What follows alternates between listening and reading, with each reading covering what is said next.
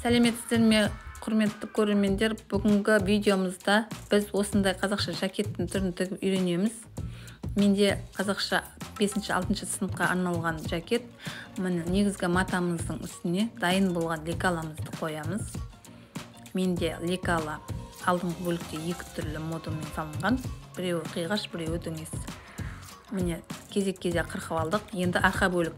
Арқа бөлікке біз матамыздың екі бүктеп үстіне қойып лекаламызды. Оны дәл сондай қырқып аламыз.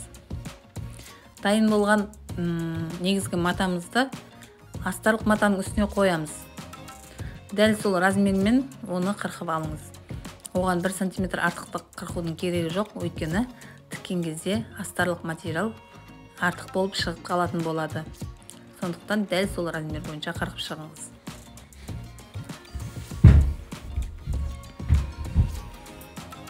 Енді арқа бөлігі.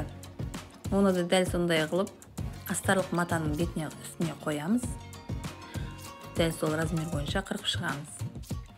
Сізде видеодағыдай дәл осылай қайталап шығыңыз.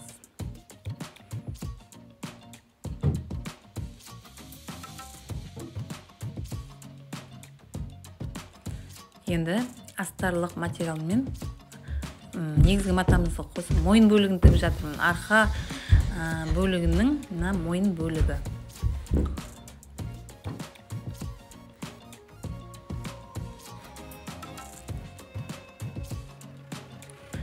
Енді алдыңғы бөлік. Алдыңғы бөлікті бір-біріне беттестіріп, астарлығын қосып тігіп аламыз. Міне. Енді алдыңғы мойын бөлігінің алдыңғы міне видеодағыдай көрсетіп тұрғандай алдыңғы бөлігін астарлығымен қосып, оны да тігіп алыңыз.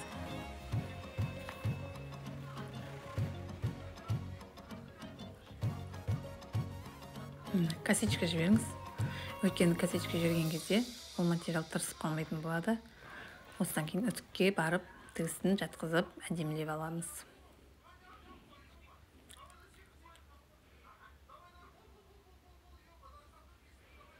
Енді арқа бөлік пен алдыңғы бөліктің біз үтіктеп дайындап тігісін жатқызып алдық.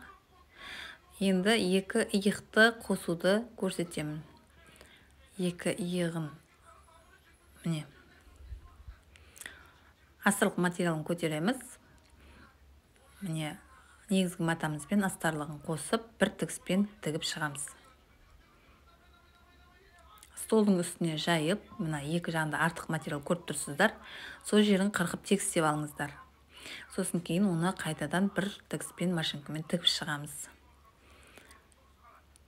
Мен алдын ала дайындап қойған жеңді осы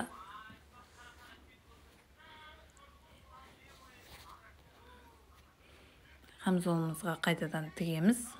Ол үшін жеңнің дәл ортасын бүктеп, қайшымен қырқып белгі салып алыңыз. Дәл сол тігісті міне екінші жағын тігіп жатырмыз. Ортасынан бастап тігеміз. Өйткені ешқандай артықтық материал қалмауы керек. Міне екі бүктеп қырқып аламыз, булавка қыстырамыз, тігіп алдық. Біраз екінші дәл солай ортасынан шетіне дейін тігіп аламыз. Сосын кейін оверловкаға тіккен тігісімізді тігіп обработка жасаймыз. Міне екі жағын тігіп тастадым. Енді жакетіміз дайын.